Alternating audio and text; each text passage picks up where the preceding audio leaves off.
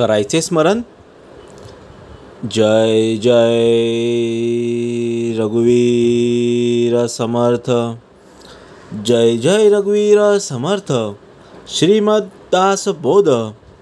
दशक 12वा. विवेक वैराग्य नाम. समास पहिला. विमल लक्षण नाम. श्रीराम समर्थ. जय सद्गुरू. समर्थांनी दशक 12वा विवेक वैराग्य ही दोन चाक आहेत. विवेक आणि वैराग्य. हे विवेक वैराग्य म्हणजे काय समर्थ सांगतात. विवेक म्हणजे निवड, वैराग्य म्हणजे नावड. आवड आणि नावड या दोन गोष्टी म्हणजे विवेक वैराग्य. आता कोणती आपल्याला निवडायची आहे, कोणती आपली नावडती आहे ती आपल्याला समजली पाहिजे. आणि या दोन्ही गोष्टी आपल्या जीवनात आवश्यक आहेत. तेव्हाच आपला जो प्रपंच आहे, परमार्थ आहे तो सुरळीत होईल. समर्थांनी पुढे दिलेला आहे. समास पहिला. विमल लक्षण नाम. आधी प्रपंच करावा नेटका, मग घ्यावे परमार्थ विवेका. येथे आळस करू नका, विवेकी हो. जय सद्गुरू. समर्थ सांगतात, आधी प्रपंच करावा नेटका, मग घ्यावा परमार्थ विवेका. प्रपंच आणि परमार्थ हे दोन्ही गोष्टी मनुष्याला उपयोगी आहेत, मनुष्याला करायलाच पाहिजे. तर समोर सांगतात आधी प्रपंच करा, नंतर परमार्थ करा. प्रपंच म्हणजे तुमचा संसार करा. तुम्हाला काही संसारात कमी पडतात त्या गोष्टी पहिल्या करा आणि नंतर मग ते पूर्ण झाल्यावरती नंतर मग परमार्थ करा. आणि येथे आळस करू नका, विवेकी हो. जर तुम्हाला विवेकी व्हायचा असेल तर येथे आळस करून तुम्हाला जमणार नाही. आपण काय करतो, आपण काहीतरी एकच करतो. प्रपंचचा प्रपंच, परमार्थ नाही होत. आपला घर, माझी बायको, माझा मुलगा, माझा संसार, आपण त्यातच अडकून जातो. मग परमार्थ करत नाही. परमार्थ कधी करायचा, जो वयाच्या 60व्या वर्षी निवृत्त झाल्यानंतर. हे चुकीचं आहे. आपल्याला या प्रवाहातून जायचं आहे. दोन्ही प्रवाह हँडल करता आलं पाहिजे. या प्रवाहामध्ये आपल्या या जन्मामध्ये आपल्या दोन्ही गोष्टी हँडल करता आल्या पाहिजेत. प्रपंच आणि परमार्थ सुद्धा. प्रपंच पहिला करा, समर्थ सांगतात, नंतर परमार्थ करा. पण दोन्ही गोष्टी एकदाच मध्ये आणू नका. किंवा एक गोष्ट केली, एक प्रपंचच केला, परमार्थ नाही केला, किंवा परमार्थ केला, प्रपंचच नाही केला तरी तुम्ही दुःखी व्हाल. समर्थ सांगतात प्रपंच सांडून परमार्थ कराल, तेने तुम्ही कष्टी व्हाल. प्रपंच परमार्थ चालवाल, तरी तुम्ही विवेकी. समर्थ सांगतात तरी तुम्ही विवेकी. कधी, जर तुम्ही प्रपंच आणि परमार्थ दोन्ही एका पद्धतीने तुम्ही चालवाल, समतोल असेल. ही दोन संसाराची चाकं आहेत, विवेक आणि वैराग्य. हे जर तुमचे दोन चाकं सेम असतील, समतोल असेल, तर ते बरोबर तुमचं चालेल. संसार चालेल, परमार्थ चालेल, प्रपंच चालेल. आणि यामधले एक तरी केलं तर तुम्ही कष्टी व्हाल. कष्टी म्हणजे दुःखी व्हाल. एकदा तुम्ही प्रपंचच केला, परमार्थ नाही केला तरी तुम्ही कष्टी व्हाल, दुःखी व्हाल. परमार्थ केला, प्रपंच नाही केला तरी दुःखी व्हाल. म्हणून समर्थ सांगतात दोन्ही करा, तेव्हा तुम्ही विवेकी व्हाल.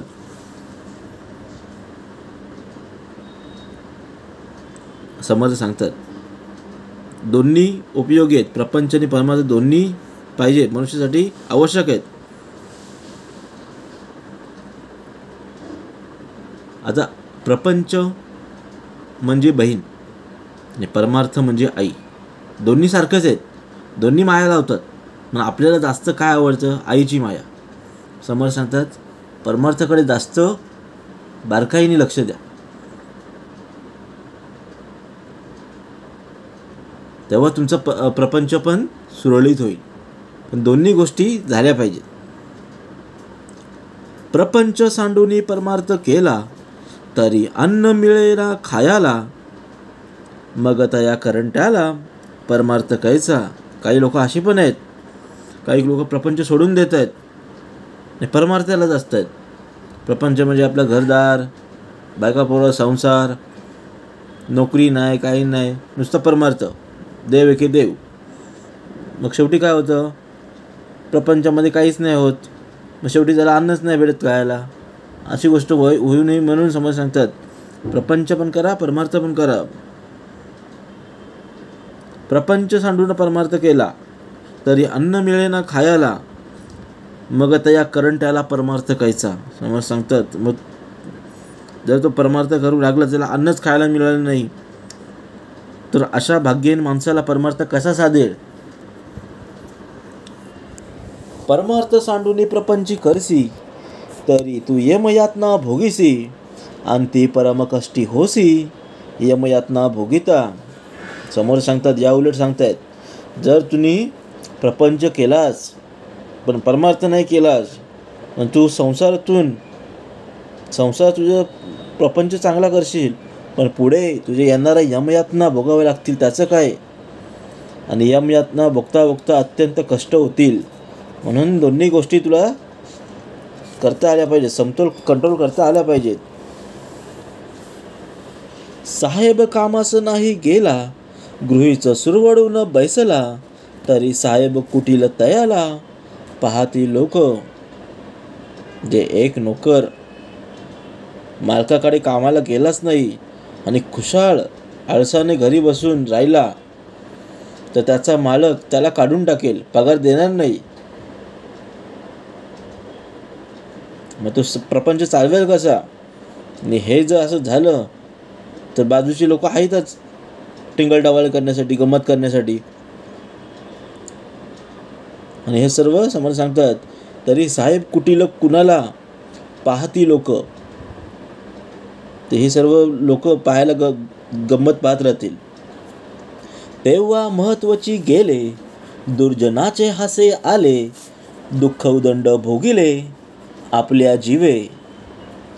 मग समोर सांगतात, असं जर असेल, परमार्थच करत असेल, कामालाच गेलं नाही, ती नोकरी केली, तर अशा माणसाला महत्त्वच राहणार नाही, घरात पण आणि घराच्या बाहेर सुद्धा. आणि मग काय होईल, दुर्जनाचे हसे झाले. जे दुर्जन लोक आहेत, बाहेरची लोक आहेत, त्यांना हसायला येईल आणि त्याला उदंड दुःख भोगावे लागेल. तैसेची होणार अंती, म्हणून भजावे भगवंती. परमार्थाची प्रचिती रोकडी घ्यावी. समज सांगतात, तैसेची होणार अंती, म्हणून भजावे भगवंती. परमार्थाची प्रचिती रोकडी घ्यावी. जर परमार्थ केलाच नाही तर आपली पण शेवटी तशीच परिस्थिती होईल. म्हणून मालक जो भगवंत आहे त्याची भक्ती करता आली पाहिजे, त्याला भजावे आणि परमार्थाची प्रत्यक्ष प्रचिती आपल्याला घ्यायला पाहिजे. संसारी असता मुक्त, तोची जाणावा संयुक्त. अखंड पाहे युक्तायुक्त, विचारणा हे. प्रत्येक मनुष्याच्या जीवनात विवेक वैराग्याची, आवड निवडीची कसोटी परीक्षा ही होत असते, व्यवहारात होत असते. व्यवहारात ज्याची धारणा ढळत नाही तोच योग्य साधक म्हणून समर्थाने सांगितलेलं आहे. आणि नेहमी योग्य काय अयोग्य काय याचा विचार आपल्याला करता आला पाहिजे. प्रपंची तो सावधान, तो परमार्थ करील जाण. प्रपंची जो अप्रमाण, तो परमार्थी खोटा. समर्थ सांगतात, जो प्रपंचात अत्यंत दक्ष आहे, सावध आहे, तोच परमार्थ नीट करू शकतो. आणि जो प्रपंचामध्ये सावध नाही आहे, बेसावध आहे, त्याला करणं जमत नाही आहे, तो परमार्थसुद्धा त्याला जमू शकत नाही. म्हणून सावध पडे, प्रपंच परमार्थ चालवणे. आणि पुरुष होऊन भ्रमले, यासे काय म्हणावे. म्हणून सावधपणे प्रपंच परमार्थ चालवणे, ऐसे न करिता भोगणे नाना दुःखे. म्हणून समोर सांगतात अत्यंत सावधपणे प्रपंच आणि परमार्थ या दोन्ही गोष्टी करायचे. असं नाही केलं तर पुढे प्रकारची दुःखे भोगावी लागतात, अनेक प्रकारची दुःख भोगावी लागतात. असं बोलतं आपण काय करावं पाहिजे. प्रपंच पण करा, परमार्थ पण. समोर सांगता प्रपंच पहिला करा, घरच्यांच्या आवडीनिवडी, घरच्यांच्या गरजा पूर्ण करता आल्या पाहिजेत. काय तुम्हाला सामान आणायचं असेल कुटुंबासाठी, कोथिंबीर, मिरची, कढीपत्ता काय असेल, धान्य, धनधान्य, ते सर्व घेऊन या. ते सर्व कामं करा आणि जेव्हा टाईम मिळेल अर्धा एक तास तो परमार्थासाठी द्या. पण परमार्थामध्ये पण प्रपंच आणू नका. जर आपण काय करतोय, एक स्मरणिका घेतली, परमार्थ करायला बसलो तर आपले डोक्यात विचार तेच, मुलाची फी भरायचे, दळण आणायचे, हे आणायचे, अमुक आणायचे, तमुक आणायचे, हे सर्व आपल्या अंतरामध्ये मनामध्ये गोष्टी चालू असतात. मग आपण ते प्रपंचामध्येच गुंततो, परमार्थ होतच नाही. मग शेवटी ते दुःख भोगावेच लागतात. परमार्थ तर होतच नाही, पण आपण प्रपंचामध्ये अटकून राहतो.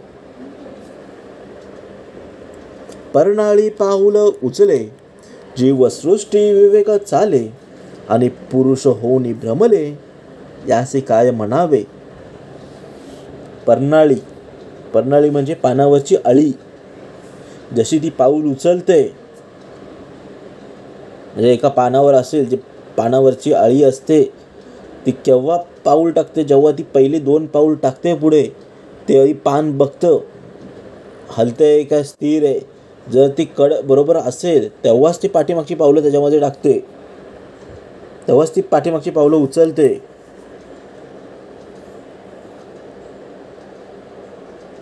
पुढचे पाय दुसऱ्या प्राण्यावर रोवल्यावरच मागील पाय तो आधार सोडतो. तसंच मनुष्यखेरीज इतर जीवसुद्धा विवेकाने वागते. बुद्धी, त्यांना बुद्धीची विशेष देणगी आहे. समर्थ सांगतात मनुष्यखेरीज बाकीच्या प्राण्यांना सुद्धा बुद्धी आहे, ते विवेकाने वागतायत. पण आपण मनुष्य आपण वागत नाही आहेत, बुद्धी असून आपण वागत नाही आहेत. आपण अविवेकाने भ्रमिष्ठासारखं वागतोय. आता समोरचं बोलतो याला काय म्हणायचंय.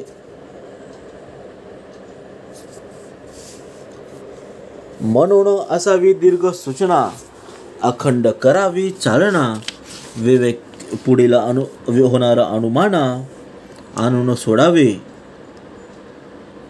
म्हणजे म्हणून विवेकी माणसाच्या ठिकाणी दूरदृष्टी असली पाहिजे. त्याने निरंतर परिस्थितीचा अंदाज घेतला पाहिजे. आणि अंदाज घेत असताना पुढील विचाराने पुढील काय होईल याचा अचूक अंदाज, परिस्थिती जाणून घेतली पाहिजे. सुखी असतो खबरदार, दुःखी होतो बेखबर, ऐसा हा लौकिक विचार दिसच आहे. समोर सांगतात सुखी कोण आहे, जो खबरदार आहे, सावध आहे, दक्ष आहे, ते सुखी आहेत. आणि जो बेसावध आहे ते दुःखी आहेत. म्हणून या लौकिक व्यवहारासाठी त्याचा विचारही प्रत्यक्ष दिसून येते. म्हणून सर्व सावधान, धन्यतयाचे मैमान, जनी राखणे समाधान, तोची एक. म्हणून जे सदा सर्व काळ सर्व बाबतीत सावध असतो त्याचा महिमा किती म्हणून वर्णावा. आणि तोच खरं धन्य आहे. सर्व लोकांचे समाधान तो एकटाच करू शकतो. चालण्याचा आळस केला तरी अवचित पडले घाळा, ते वेळ सावरायाला अवकाश कैचा. म्हणजे चालण्याचा आळस केला म्हणजे परिस्थितीचा अचूक अंदाज घेण्यात जर आळस केला तर अवचित संकट उपस्थित होईल.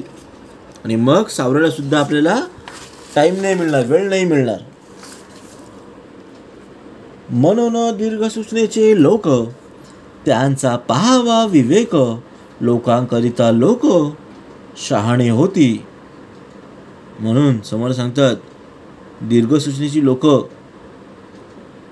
विवेक संपन्न, ज्याची दूरदृष्टी चांगली आहे, असे लोक विचारपूर्वक वागतात.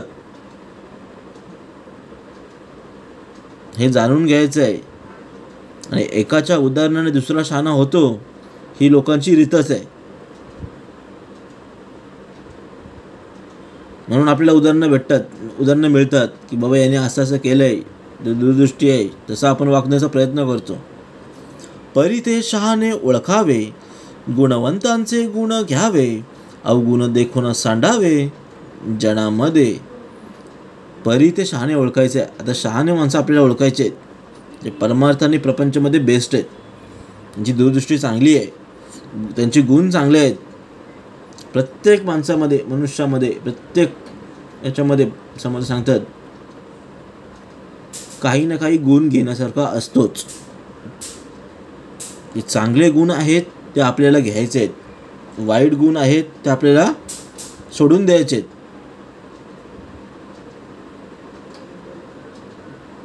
ते काहीही असतील, कोणामध्ये असतील, जे लोकांमधील असतील, जे घरांमध्ये असतील, नातेवाईकांमध्ये असतील, प्राण्यांमध्ये सुद्धा असतील, ते आपल्याला घ्यायचे आहेत. चांगले गुण आहेत ते आपल्याला घ्यायचे आहेत, वाईट आहेत ते सोडून द्यायचे. मनुष्य पारकू राहेना आणि कोणाचे मन तोडीना, मनुष्य मात्र अनुमान आणून पाहे. समर्थ सांगतात विवेकी असतो तो प्रत्येकाची मनोमन परीक्षा करत असतो, पण तो कोणाचे मन मात्र दुखवत नाही. पण मनुष्य मात्र संबंधी जो अचूक अनुमान आहे तो त्याचा मात्र ठरतो. दिसे सकळांचं सारिका, पाहता विवेक नेटका, कामी निकामी लोका बरे पाहे. म्हणजे बाहेरून वरवर पाहिले तर इतर सामान्य लोकांसारखाच दिसतो, पण जो अंतर्यामी, जो अत्यंत विवेकी आहे तो काम करणारा आहे, आणि जो निकामी आहे ते बरोबर जाणतो. कोण निकामी आहे आणि कोण बरोबर काम करतो तो बरोबर जाणतो. जाणून पाहिजे तर सर्व, तेची तयाचे अपूर्व, ज्याचे त्यापरी गौरव राखो जाणे. आणि हे सर्व जाणूनही तो सर्व तऱ्हेच्या लोकांशी योग्यायोग्य व्यवहार ठेवू शकतो, त्याचं वैशिष्ट्य आहे. आणि जशी ज्याची योग्यता असेल त्याप्रमाणे त्या व्यक्तीचा योग्य तो गौरव आणि चातुर्य त्याच्या ठिकाणी असते. समोर सांगतात जशी त्याची योग्यता तसं त्याचं चातुर्य, आणि तो श्रेष्ठ जीवनामध्ये तो श्रेष्ठ होईल. बॅलन्स करता येईल. विवेक आणि वैराग्य, निवड आणि नावड तो योग्य प्रमाणे हाताळू शकेल. जाणून पाहिजे तर सर्व, हेची तयाचे अपूर्व, ज्याचे त्यापरी गौरव राखो जाणे. इति श्रीदास बोधे गुरुशिष्य संवादे विमल लक्षण नाम समास पहिला. जय जय रघुवीर समर्थ.